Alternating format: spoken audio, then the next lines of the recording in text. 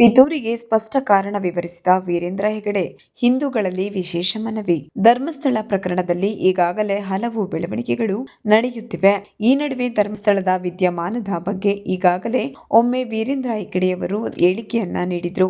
ಈಗ ಮತ್ತೊಮ್ಮೆ ಪಿತೂರಿಗೆ ಸ್ಪಷ್ಟ ಕಾರಣವನ್ನ ವಿವರಿಸಿದ್ದಾರೆ. ಧರ್ಮಸ್ಥಳದಲ್ಲಿ ಶವಹೂತ ಮತ್ತು ಬುರುಡೆ ಪ್ರಕರಣಕ್ಕೆ ಸಂಬಂಧಿಸಿದಂತೆ ಕುತೂಹಲಕಾರಿ ವಿದ್ಯಮಾನಗಳು ನಡೆಯುತ್ತಿದ್ದು, ಮುಸುಕುದಾರಿಯನ್ನ ವಿಶೇಷ ತನಿಖಾ ದಳ ಬಂಧಿಸಿದೆ. ಈ ನಡುವೆ ಶ್ರೀ ಕ್ಷೇತ್ರ ಧರ್ಮಸ್ಥಳದ ಧರ್ಮಾಧಿಕಾರಿ ಡಾಕ್ಟರ್ ವೀರೇಂದ್ರ ಹೆಗಡೆಯವರು ಪಿತೂರಿಗೆ ಕಾರಣವನ್ನ ತಿಳಿಸಿದ್ದಾರೆ.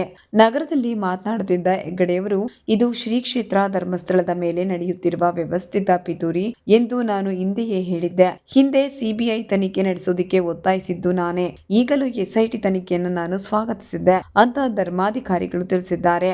ಧರ್ಮಸ್ಥಳ ಪ್ರಕರಣಕ್ಕೆ ಸಂಬಂಧಿಸಿದಂತೆ ಬಿಜೆಪಿಯ ರಾಷ್ಟ್ರೀಯ ಪ್ರಧಾನ ಕಾರ್ಯದರ್ಶಿ ಬಿಎಲ್ ಸಂತೋಷ್ ಆಡಿದ ಮಾತಿಗೆ ಮಹೇಶ್ ಶೆಟ್ಟಿ ತಿಮರೋಡಿ ತೀರಾ ಖಾರವಾಗಿ ಪ್ರತಿಕ್ರಿಯಿಸಿದ್ರು. ಈ ಸಂಬಂಧ ದಾಖಲಾದ ದೂರಿನ ಅನ್ವಯ ತಿಮರೋಡಿಯನ್ನು ಉಡುಪಿ ಜಿಲ್ಲಾ ಪೊಲೀಸರು ಬಂಧಿಸಿದ್ರು. ಜಾಮೀನಿಗೆ ಸಂಬಂಧಿಸಿದಂತೆ ಆಗಸ್ಟ್ 23ರಂದು ವಿಚಾರಣೆ ನಡೆದಿದೆ. ಧರ್ಮಸ್ಥಳ ಘಟನೆಯ ಬಗ್ಗೆ ಮಾತನಾಡಿದ ವೀರೇಂದ್ರ ಹೆಗಡೆ, ಹಿಂದೂ ಧರ್ಮ ಆಚರಣೆ ಮತ್ತು ಸಂಪ್ರದಾಯದ ಬಗ್ಗೆ ಪಿತೂರಿಗಳು ನಡೆಯುತ್ತಲೇ ಬರುತ್ತಿವೆ. ಧರ್ಮಸ್ಥಳ ಕ್ಷೇತ್ರದ ಮೇಲೆ ಕೇಳಿ ಬರುತ್ತಿರುವ ಆರೋಪಗಳು, ಅಪಪ್ರಚಾರಗಳು ಇದರದ್ದೇ ಮುಂದುವರಿದ ಭಾಗವಾಗಿರುತ್ತೆ ಅಂತ ಹೆಗಡೆ ಅವರು ತಿಳಿಸಿದ್ದಾರೆ. ಶ್ರೀ ಕ್ಷೇತ್ರದ ಮೇಲೆ ಕೇಳಿ ಬರುತ್ತಿರುವ ಆರೋಪಕ್ಕೆ ಯಾವುದೇ ಆಧಾರಗಳಿಲ್ಲ, ಸಾಕ್ಷ್ಯಗಳಿಲ್ಲ. ವ್ಯವಸ್ಥಿತ ಪಿತೂರಿಯ ಭಾಗವಾಗಿ ಇದನ್ನು ಕಲ್ಪಿತವಾಗಿ ಸುದ್ದಿ ಮಾಡಲಾಗ್ತಿದೆ. ಕ್ಷೇತ್ರಕ್ಕೆ ಮತ್ತು ವೈಯಕ್ತಿಕವಾಗಿ ನನ್ನ ಕುಟುಂಬಕ್ಕೆ ಮಸಿ ಬಳಿಯುವ ಪ್ರಯತ್ನ ಇದು, ಬೇರೇನೂ ಅಲ್ಲ ಅಂತ ವೀರೇಂದ್ರ ಹೆಗಡೆ ಅವರು ತಿಳಿಸಿದ್ದಾರೆ.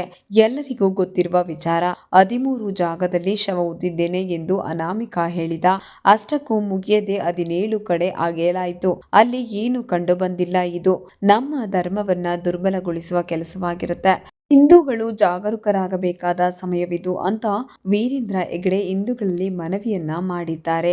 ಅದಷ್ಟೇ ಅಲ್ಲದೆ, ಸ್ಥಳದ ಶವಹೂತ ಪ್ರಕರಣಕ್ಕೆ ಸಂಬಂಧಿಸಿದಂತೆ ಮುಸುಕುದಾರಿಯ ಹೆಸರು ಮುಖವಾಡ ಬಯಲುಗೊಂಡಿದೆ. ಸುಳ್ಳು ಹೇಳಿದ್ದ ಚಿನ್ನಯ್ಯನವನ್ನು ಎಸ್ಐಟಿ ಅಧಿಕಾರಿಗಳು ಬಂಧಿಸಿದ್ದಾರೆ. 10 ದಿನಗಳವರೆಗೆ ತನ್ನ ಕಸ್ಟಡಿಗೆ ಪಡೆದುಕೊಂಡಿದೆ. 100 ಶವವನ್ನ ಹೂತಿದ್ದೇನೆ ಅಂತ ಈತ ಸುಳ್ಳು ಹೇಳಿದ್ದ. ಬಿಜೆಪಿಯವರು ಇದುವರೆಗೂ ಏನು ಮಾತನಾಡಿರಲಿಲ್ಲ. ಅಡ್ಡಗೋಡೆ ಮೇಲೆ ದೀಪ ಇಟ್ಟಂತೆ ಮಾತನಾಡ್ತಿದ್ರು. ನಾನು ಷಡ್ಯಂತ್ರ ವಿಚಾರ ಪ್ರಸ್ತಾವನೆ ಮಾಡಿದ ನಂತರ ಮಾತನಾಡುತ್ತಿದ್ದಾರೆ.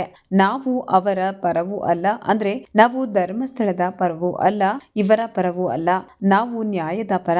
ಧರ್ಮದ ವಿಚಾರದಲ್ಲಿ ರಾಜಕಾರಣ ಮಾಡಬೇಡಿ ಎಂದಷ್ಟೇ ನಾನು ಹೇಳುತ್ತಿದ್ವಿ ಎಂದು ಡಿಸಿಎಂ ಡಿಕೆ ಶಿವಕುಮಾರ್ ಅವರು ಹೇಳಿದ್ದಾರೆ. ಅದಷ್ಟೇ ಅಲ್ದಿರ ಧರ್ಮಸ್ಥಳದ ಕುಟುಂಬದವರೇ ಬಂದು ಮುಖ್ಯಮಂತ್ರಿಗಳ ಬಳಿ ಮಾತನಾಡಿ, ನೀವು ಎಸ್ಐಟಿ ರಚನೆ ಮಾಡಿರುವುದು ಒಳ್ಳೆಯ ಕೆಲಸ ಎಂದು ಹೇಳಿದ್ದಾರೆ. ತನಿಖೆ ನಡೆಯುತ್ತಿದೆ. ತಪ್ಪಿತಸ್ಥರು ಯಾರೇ ಇದ್ರೂ ನಮ್ಮ ಸರ್ಕಾರ ಕ್ರಮ ತೆಗೆದುಕೊಳ್ಳುತ್ತೆ ಅಂತ ಮುಖ್ಯಮಂತ್ರಿಯವರು, ಗೃಹ ಸಚಿವರು ಸದನದಲ್ಲಿ ಹಾಗೂ ಸಿಎಲ್ಪಿ ಸಭೆಯಲ್ಲಿ ತಿಳಿಸಿದ್ದಾರೆ ಅಂತ ಡಿಕೆ ಶಿವಕುಮಾರ್ ಅವರು ತಿಳಿಸಿದ್ದಾರೆ.